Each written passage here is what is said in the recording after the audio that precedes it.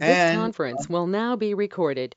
Okay, and if I may share, Esther, yeah, we have very, very good news. Esther has been given the date for her mikvah attendance, and that is August 2nd. Okay, so yeah, August 2 in Los Angeles. In Los Angeles, just for a little while, Rabbi Ru was having some challenges on working out mikvah locations. So someone that I know took a trip to Phoenix, right? And with the current heat wave, I'd rather not have to go to Phoenix, as would Esther. So this is a big bracha, and please God, Mary has her hopefully final test or meeting on Sunday. If not, then the final will be a few weeks after that, whatever it is, right? We've got that set date for the wedding, which he agreed to, which was brilliant. So, Tara is not on right now. Okay, so Tara also has been one of our online attendees, has been given her date.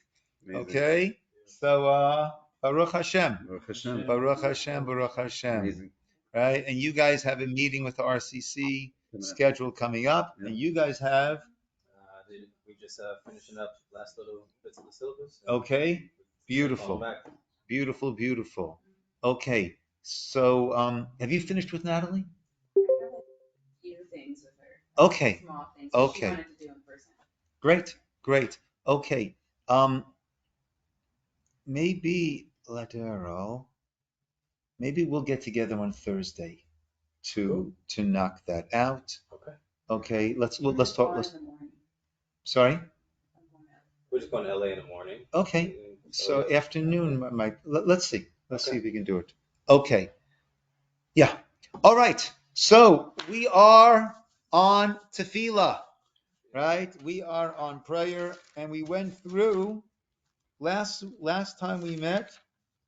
We went through, I believe, all of the brachot up until Birchat HaShachar. Is that correct? I know we did Moda'ani, we did on the Tilat Yadayim, we did Asher Yatzar, I believe, and then we jumped to Elokai Neshama. Right, I mentioned to you that those two should be said ideally back to back because they are a series. What is the evidence that those two are a series? It doesn't end. The Elokai Neshama doesn't. It ends with the Baruch Hashem. Good. Elokai Neshama ends with Baruch Atah Hashem, does not begin with Baruch Atah Hashem. And that we know indicates a series of brachot. For example, the entire Amidah. First bracha starts and ends. Next one doesn't start, ends. And so too through all 19 of those brachot. So too Birkat HaMazon, the benching. The first one begins with Baruch, ends with Baruch. The next one starts Nodeh, and then ends with Baruch. The next one starts Rachem. Or maybe, I think Rachem, yeah, I'm not sure, right? Well, not with Baruch, and then it ends with Baruch. Okay, and we discussed Birchos HaTorah, the blessing on the Torah, and why don't you have to make a new blessing on the Torah if I stopped learning and now I start again? Why don't I have to make another? The same way I took off my tefillin, for example, to go use the restroom. I come back to shul, I make a bracha on my tefillin.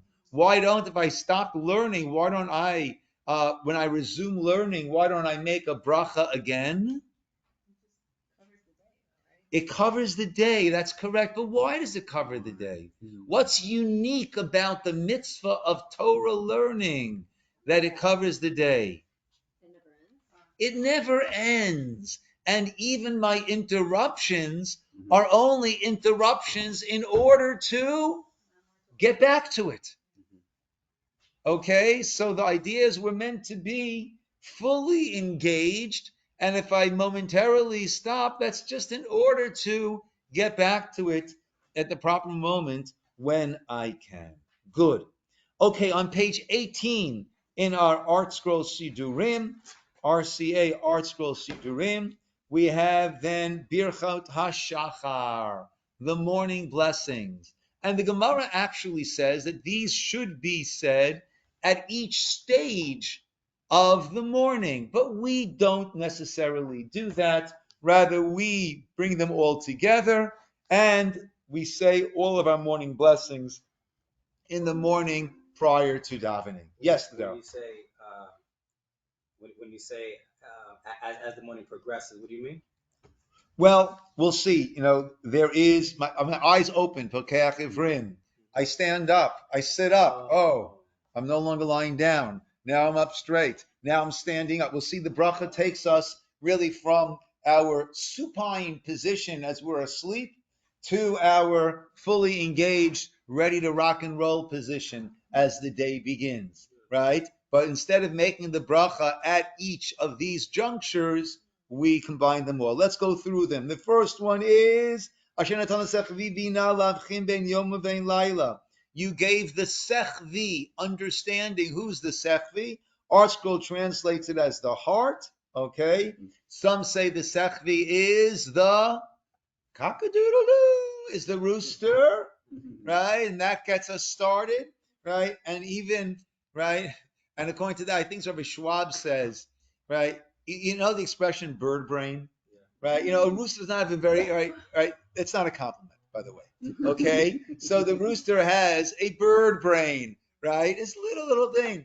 And yet God gave it the ability to differentiate between light and dark, right? So if the bird brain can do that, then we certainly have to also differentiate between illumination and darkness, and the heart between day and night. It's not just day and night, it's between that which is bright and illuminating and gives energy, and that which is sapping energy, that which is tov and that which is ra, that which is good and that which is evil. And that really is our day-to-day, moment-to-moment, right, decisions that we're constantly making. I was talking with Natalie when I was home a little while before, and she mentioned something, and I had a comment to say about a person, and I had my Ciner lavchin ben yom uvein laila. Right? Do you want to say something which would be pretty funny, if I must say so myself, but disparaging at the same time? Or am I just going to let it go? And thankfully, this time I decided to let it go. But we're constantly making decisions, bein yom uvein laila. Right? We bless God, shelo asani goy, for not making me into a non-Jew. Now that's interesting here in a conversion class. Okay? But even a person who converts, right? And the reason we're thanking God is for the additional mitzvot that we have. Okay? And therefore, the halachic, the general halachic consensus is even a convert will, upon conversion, make the blessing shelo asani goy, meaning that you did not have me remain as a non-Jew. Now, goy is not pejorative, right? Goy means nation, right? We, the children of Israel, are referred to as goy kadosh, as a holy nation. Goy comes from the root word gimel vav yud geviyah, which means body, okay? Which means more of an earthly being, less of a spiritual, heavenly being. Evidenced by, as we say, 7 mitzvot b'nei Noach, the 7 pathways to God, as opposed to 613 pathways to God. Okay.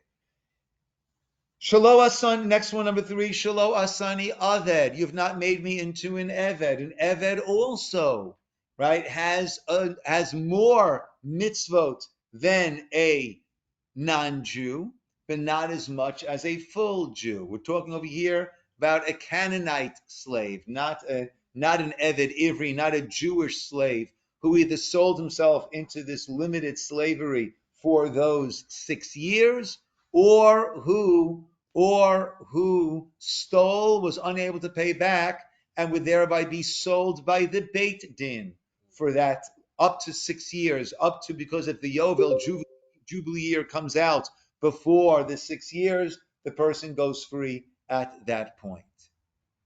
Okay. And for us, where Eved is not really something that's on our plate, so to speak, but a thought to have, Shelo Asani Aved, is that I'm not a slave. I can decide what I'm going to do. I'm not going to be enslaved to my habits, even if those habits might not be healthy. I'm not going to be enslaved to some lust that I might have, even though that can be enslaving, right? Addictions are very much enslavement to a certain degree. So I'm not going to allow myself to be enslaved. I'm not going to allow myself. I'm going to be able to make my good free will decisions. And the next one is Shelo Asani Isha. Okay? Men make the blessing, you've not made me an Isha, you've not made me into a woman, right? In the conservative and reform, they get all bent out of shape on this one, right? A woman makes the bracha Shasani Kirtsono, that you've made me in accordance with your will. Oh, Jackie, remind me afterwards. I forgot to switch it from the fridges. So please remind me afterwards to do so. Okay, or anyone, please remind me after class. I need to move something from the outside fridge to the inside fridge. Okay. Now, a woman makes the blessing, Shashani Kirtsono, you've made me according to his will. Let's understand this. In the sequence for the men, right, we are talking about more mitzvot, right? A woman is not obligated in, which type of mitzvot is a woman not obligated in? Positive time-bound mitzvot. A woman is a positive time-bound mitzvah. Men have nothing that work on a biological time-bound clock. Women have their monthly cycle, and therefore they have their mitzvah of Taharat HaMishpacha, which is also on the husband, but nevertheless, the main onus is on the woman. She's the one who carries the responsibility, right? And really carries that mitzvah. So a woman is a time-bound mitzvah. So we're thanking God for all of these mitzvot that we have in gradations, more than a non-Jew, more than an Eved, more than an Isha. A woman is also focusing on her positive aspect. What is her positive aspect? We gave the mashal, the parable of the medicine cabinet, right? That the person, you open up this medicine cabinet and you've got medication there for every and any organ of the body. There's medication. There's blood pressure. There's liver. There's kidney. There's spleen. There's you name it. It's there. And you open up another medicine cabinet and there's some dental floss, a couple of Band-Aids, maybe some Tylenol, right? So you don't say, oh, Nebuch, listen, you call this a medicine cabinet? You should see, now that's a medicine cabinet. You say, Baruch Hashem, that what I need is Tylenol every once in a while and some dental floss, right? Some Band-Aids and maybe some, some Neosporin, right? Some first aid cream, right? So a woman makes the blessing Shasani Kirtsono, that you've made me in accordance with your will, meaning that a woman is more inherently aligned with the will of God and therefore needs less mitzvot to keep them in line, right? Like I say, right, a man needs the tefillin on the arm and the keep on the head and the tzitzit on the garment, right? You hit the man over the head with a 2x4, maybe he'll get it, right? The woman does not need all of that. That is the understanding of Shasani Kirtsono. And then we go through, I mentioned before to you, to Ladero, how there are different stages that we go through. Blessed are you, God, Pokeach Ivrim. You open the eyes of the blind. And I challenge any of you, at some point, walk around the house. That you've walked around that house for weeks, months, or years. Walk around with your eyes closed and just see how that feels. Just see how well you do or how well you don't do. Right? That's the blessing. God is pokeach ivrim. Right? God opens up the eyes of the blind. The next one, so the Gemara would say, right? The Gemara, that opinion said, you open your eyes, you make that blessing. Malbish arumim. Blessed God who clothes those who are naked. Right? We have the ability to buy and to wear respectable clothing. Right? We don't need to spend crazy amounts of on clothing, but we need to be well presented. We thank God that He clothes those who are naked. Blessed are you, God, matir asurim. You release those who are bound, meaning in our sleep we're in a bound, so to speak, state, and then we're able to sit up. Baruch atah Hashem Elokeinu melech haolam zokeif kufufim. You strengthen those who are bent. Now, interestingly, this bracha is based on a pasuk, Hashem is zokeif kufufim, and this plays a role in our amidah. What role does it play in our amidah? So there are 4 places in the amidah where we bow down, right? And the first 3, well, we have the beginning and end of the first blessing, Baruch atah Hashem Elokeinu. And how do we do it? So when it's Baruch atah, what we do is we bend at the knees, Baruch, then at the waist, atah, and before we say God's name, we are already standing straight. Why? Because Hashem, God's name, zokef kufufim.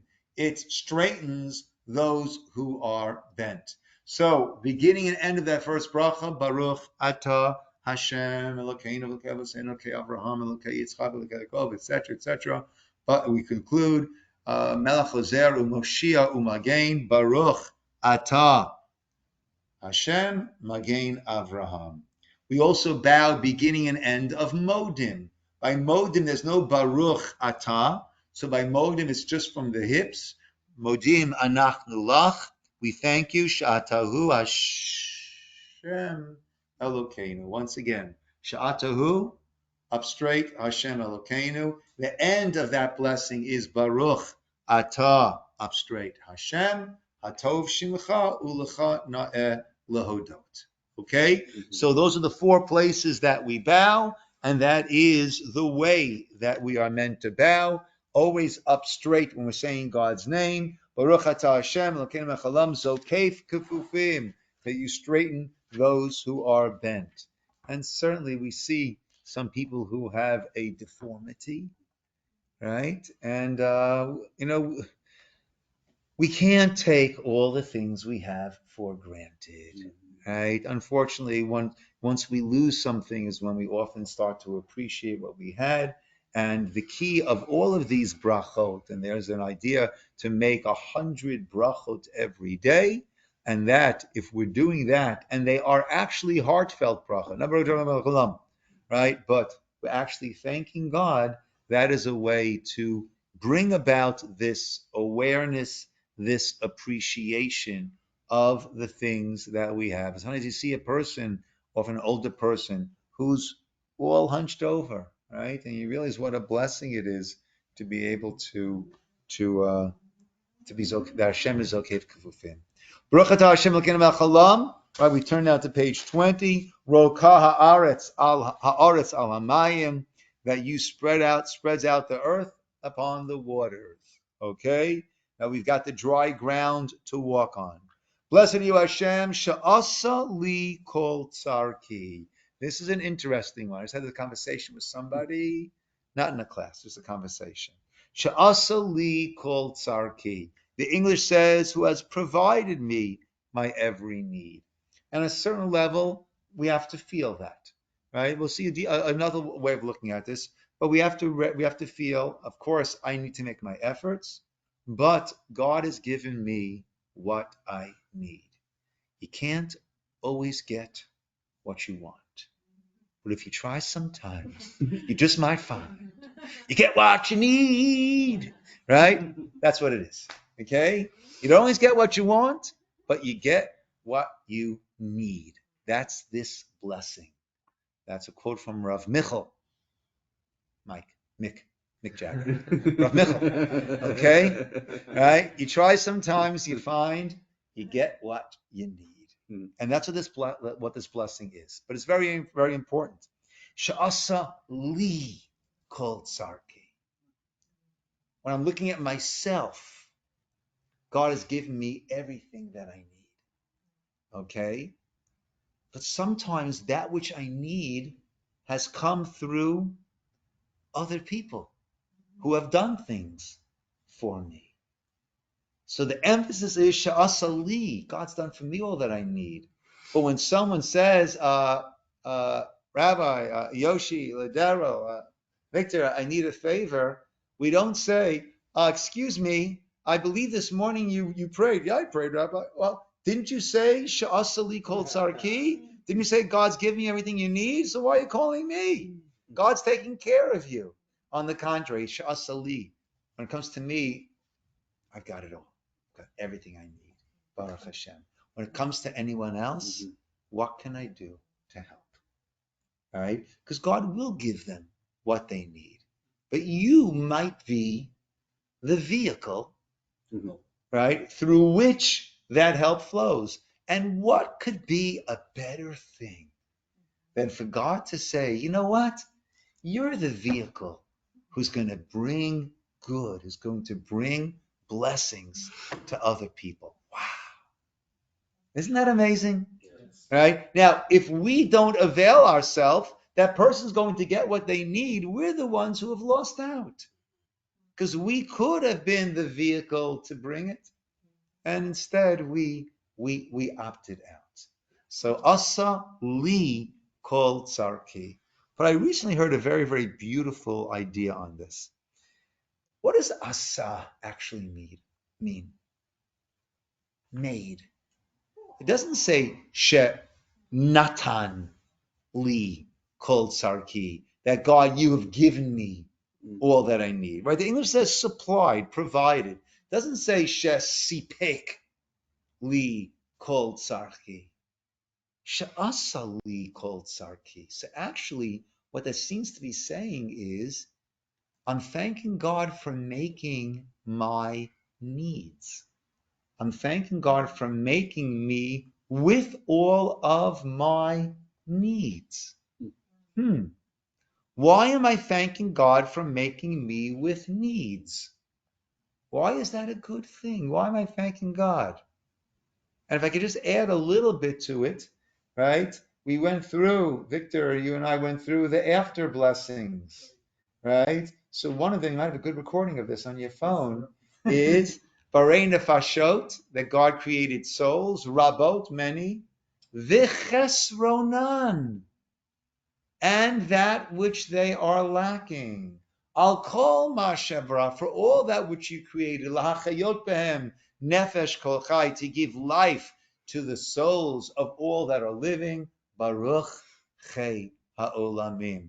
Blessed is the life force of all eternity, of all the worlds. So once again, we're mentioning chesronan, that which we are lacking. So why are we going to appreciate? Why are we expressing appreciation to God for the fact that we have needs, that there are certain things that we lack? We have needs. Because if we were made finished, we wouldn't go back to Hashem. Okay, good. If I didn't have needs, if I am a rock, I am an island, I am completely self-sufficient, right? So then, right, I don't reach out to God.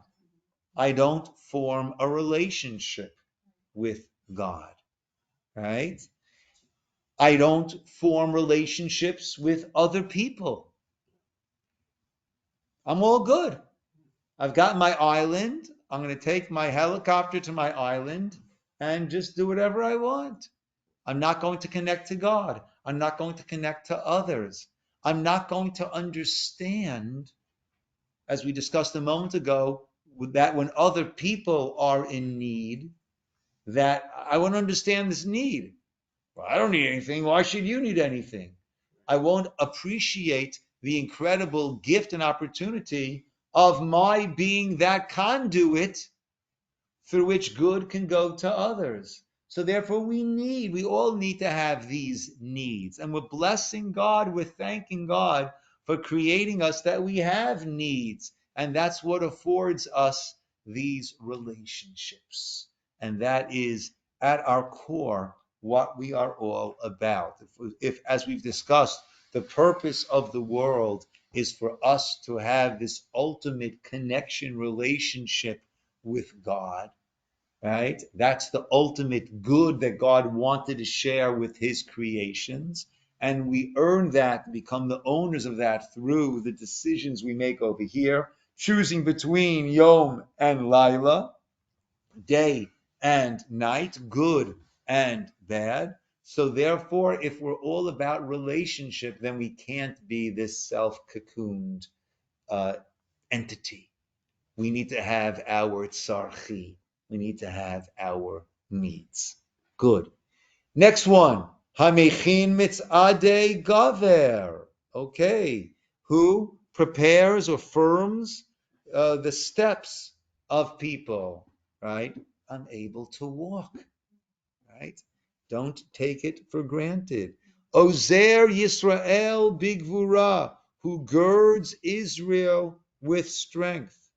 Oter Yisroel b'tifara, who crowns Israel with splendor. Baruch atah Hashem Elokeinu melech haolam hanotein liya'ef koach. He gives strength to the weary. Now, this seems to be, Rabbi Schwab points this out very beautifully, this seems to be a strange placement for this blessing. Right?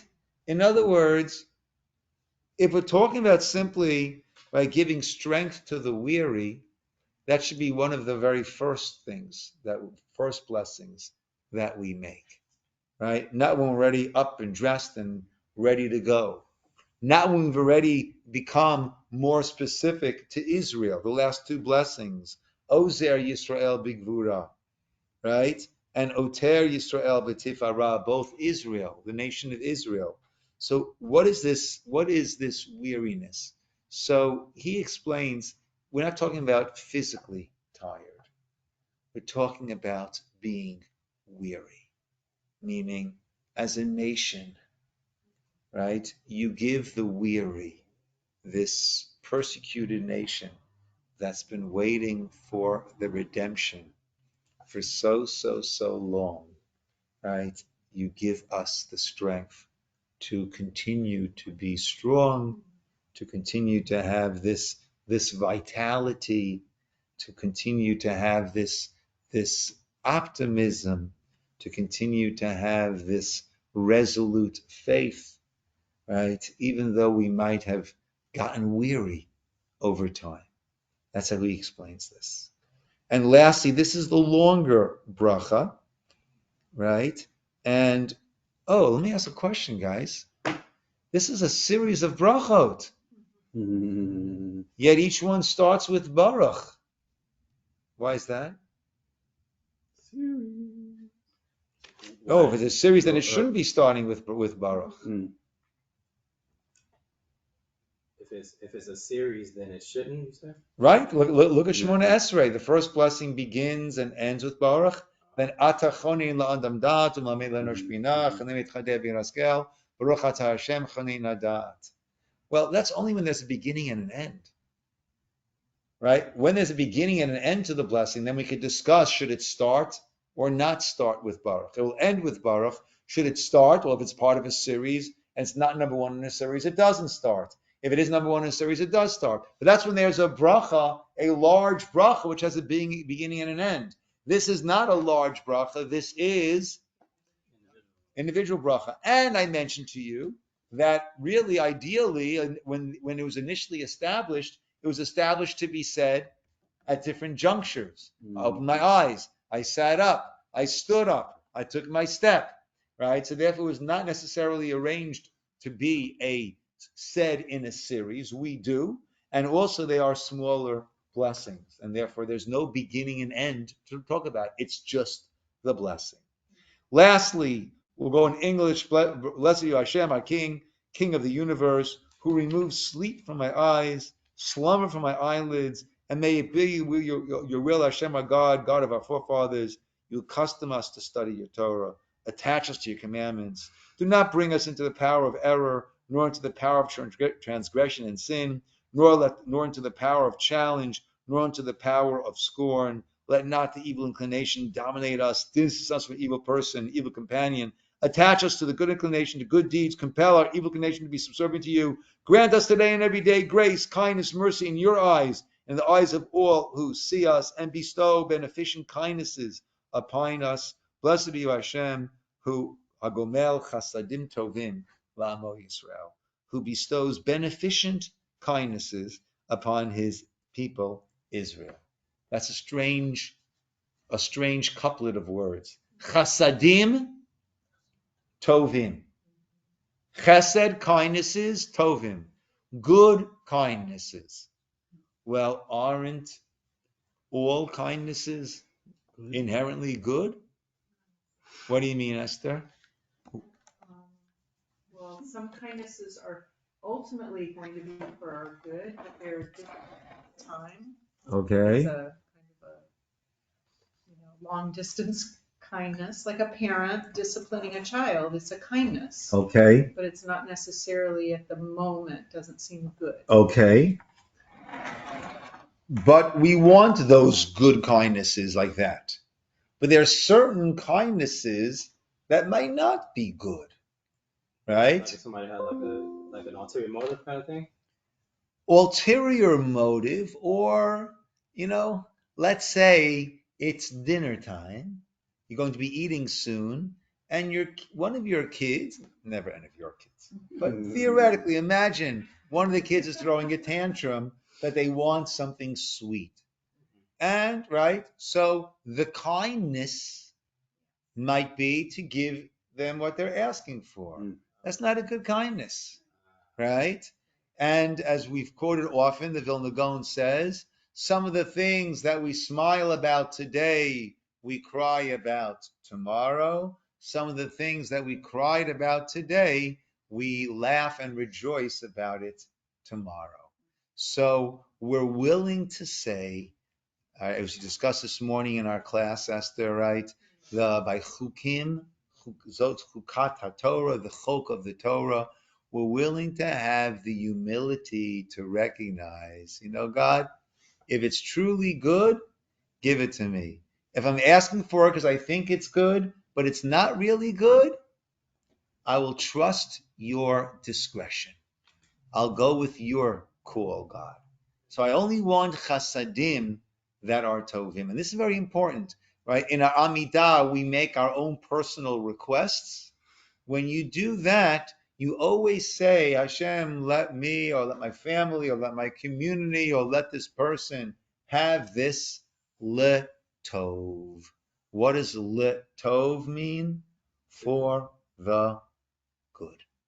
Okay? Meaning, God, and as we discussed in our introduction to tefillah, sometimes we need to ask in order to get it, right? But we're not looking to force, so to speak, anything over here.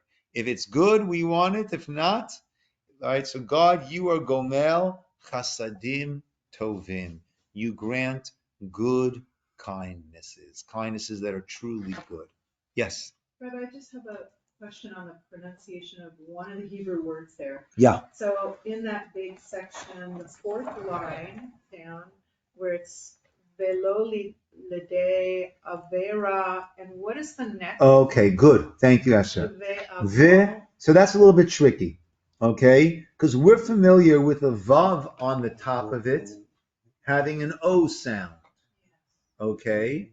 But that's only when the letter preceding it doesn't have its own vowel. When the word is avon, spelt ayin, vav with a dot on top, nun sofit, okay? Avon. So we're familiar, and typically a vav with a dot on it becomes a vowel, and it turns the letter that preceded it, which was not vowelized with any vowel, that then becomes, if it's a dalet, it becomes do, gimel go, bet bo, aleph o, whatever it might be. But over here we have a strange situation where the letter before, the ayin, has its own vowelization. It has the comets, underneath it.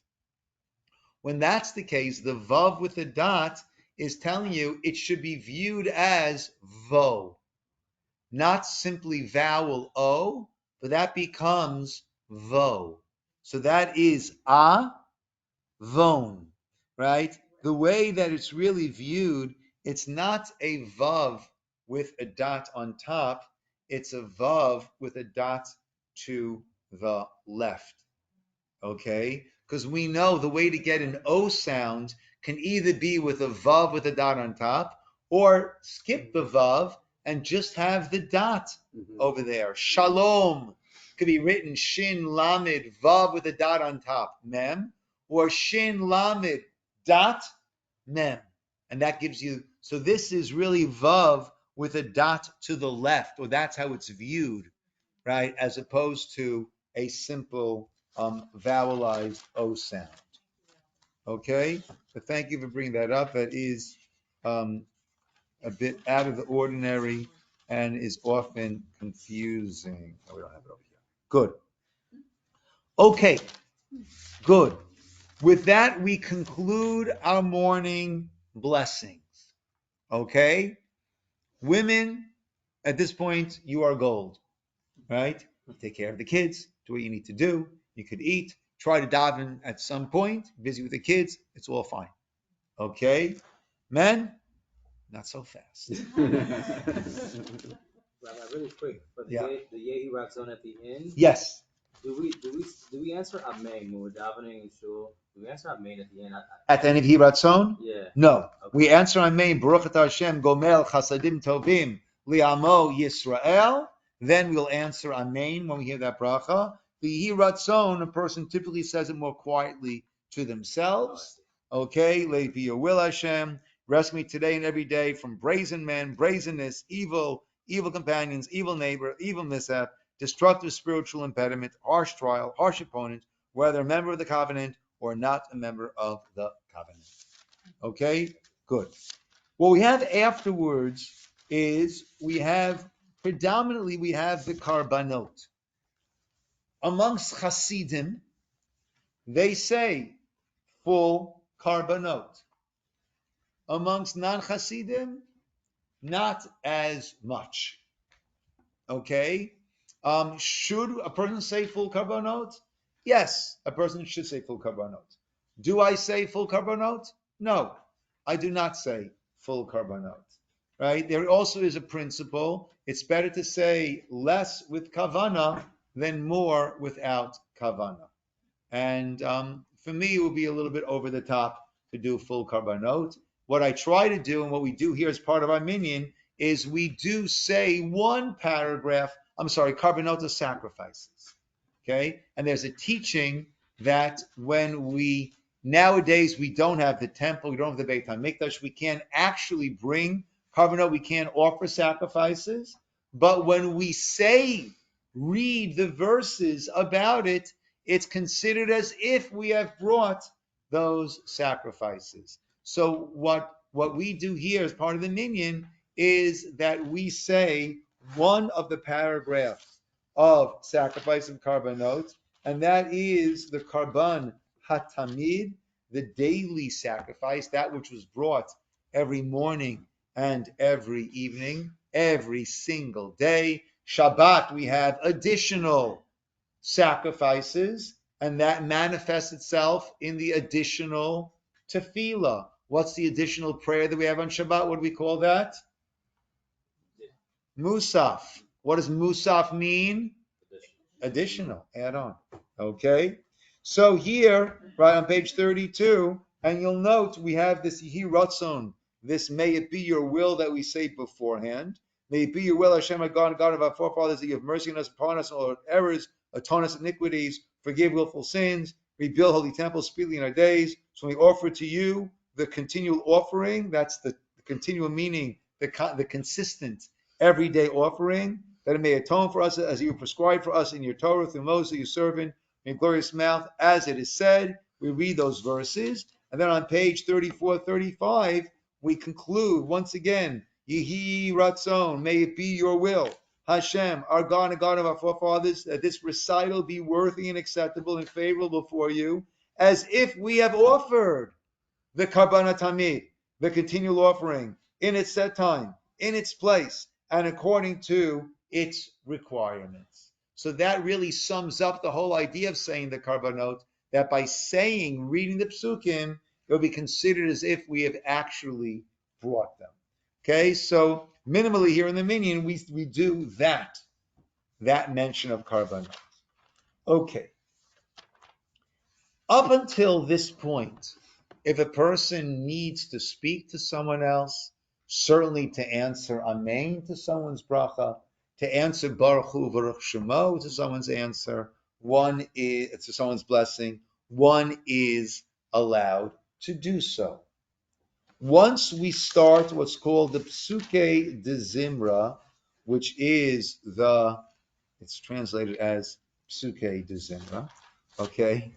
But what it actually means is Psukei, Psukim. A pasuk is a verse. Dzimra, like Zmirot, song. These are verses of song, mostly culled from Tehillim, right, from Psalms, King David's Psalms, but we also have many other places that we draw from Tanakh, right, where this is drawn from, right? Once we starting Psukei de Zimra, now conversation becomes prohibited, right? Because Psukei de Zimra actually has a bracha. Look at that in Baruch She'amar, page 58, where it actually begins.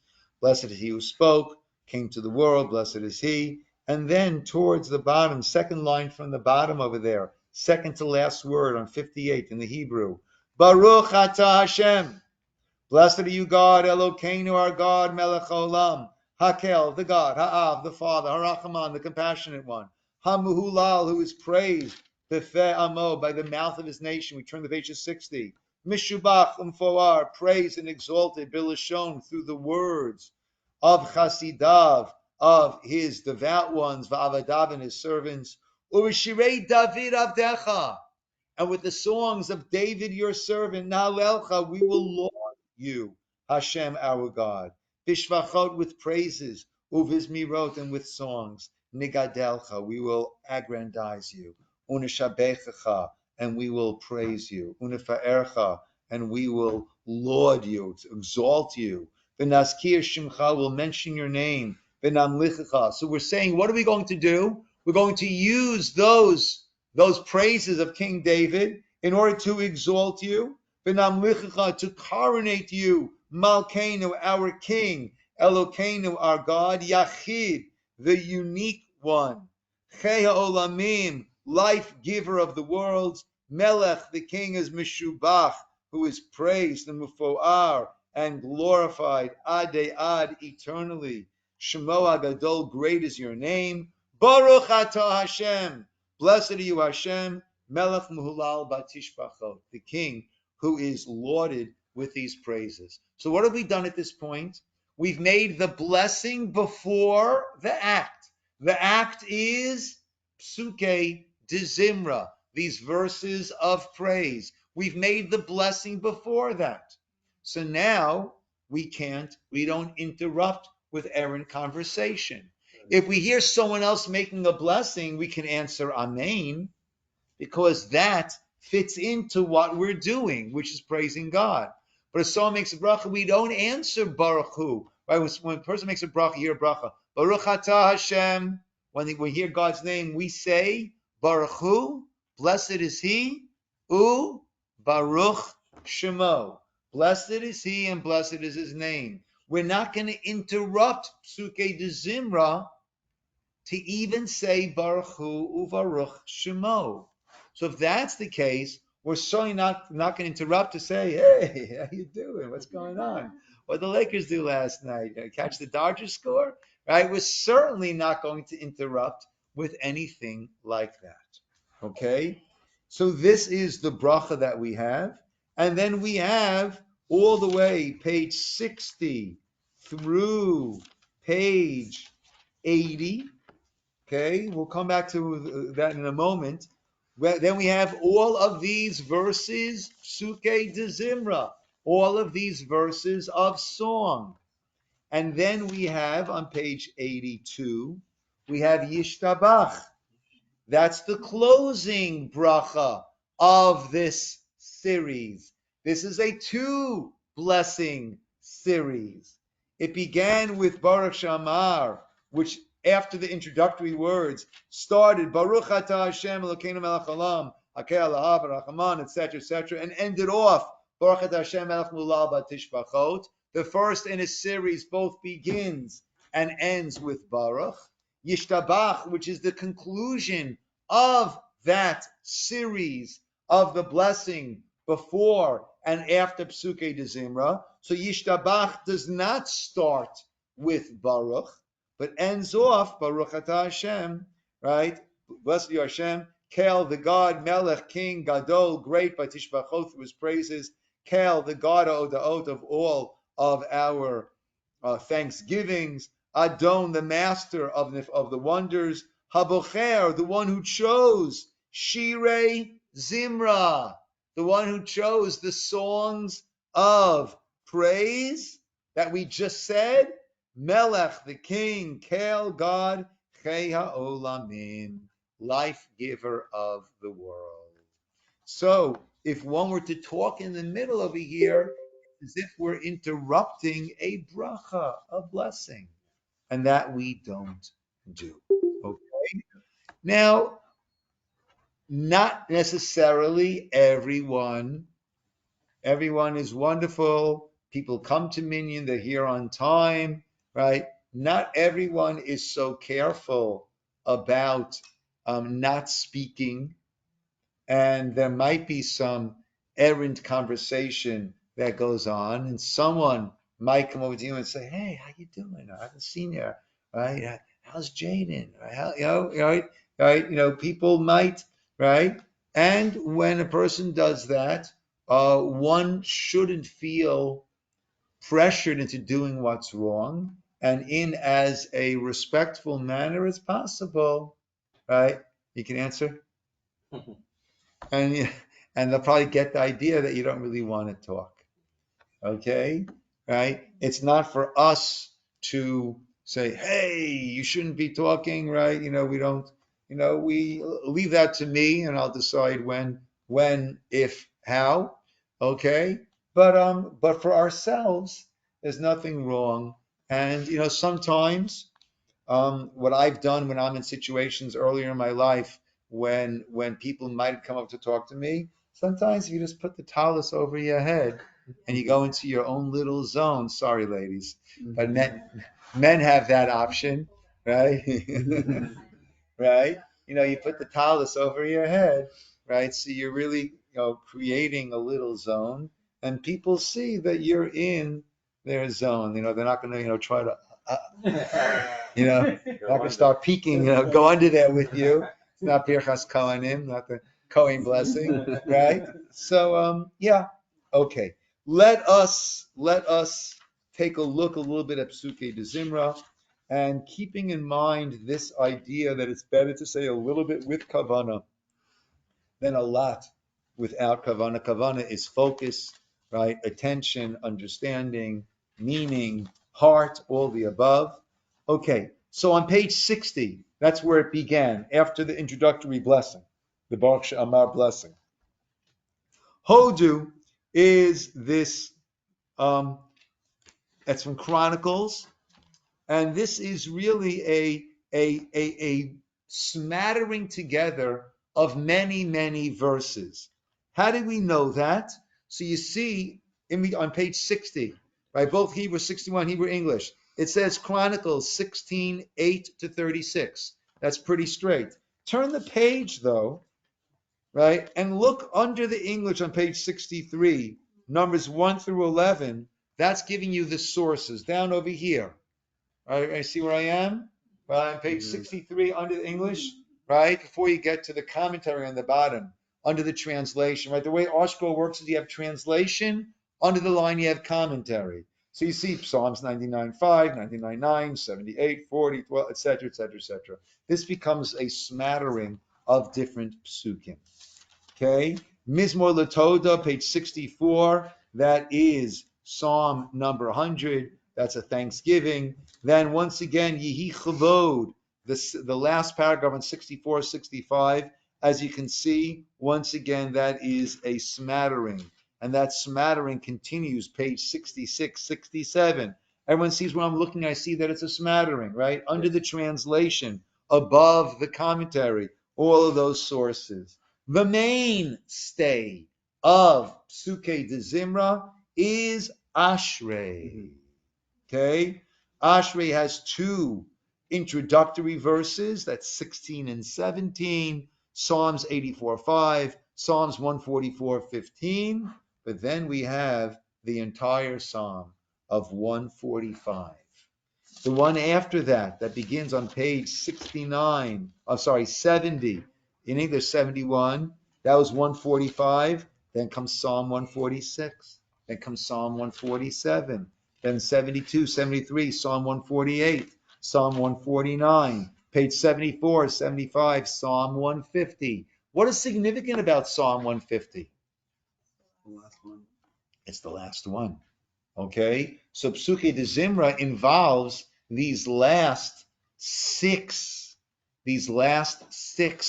psalms in their entirety of Tehillim, of psalms. Okay, that is the main course of Psukei Dzimra, right? If you can't say it all, say those. If you can't say all of those, make sure to say Ashrei and say the last one. If you can't do that, Ashrei. So the minimum for Psukei Dzimra is the introductory bracha, Baruch She'amar, Ashrei, and then your final bracha, which is the Yishtabach. Okay? If you can do it all, right? If the pace is too much, don't do it all. Sometimes, right, I can follow the pace. It's not a problem for me. But at times, I feel in a more introspective mood, and I'll let the chazan go at his pace. I'll do a much slower Psukei Dzimra, and I'll leave out a bunch. And I'll be able to say it, right? It all depends, right? We're not robots, and it can't be this. It shouldn't be the same every day. Sometimes our kavanah is better when we keep it moving. Sometimes our kavanah is better when we dwell a little bit more on certain sentences, on certain thoughts. Okay? So really, right, ideally you shouldn't be the same every single day because we're never in the same state of mind every single day, right? And therefore one can sometimes it might be going too slow and I'll speed up and then I'll open up a sefer and look at something while I'm waiting for them to catch up, right? You have to see what is working best for you at that time. With that, we have concluded Psukei Dzimra, and then after that, we go to the brachot of Shema. Okay, I'm just going to turn off the recording now. Everyone, though, please stay on.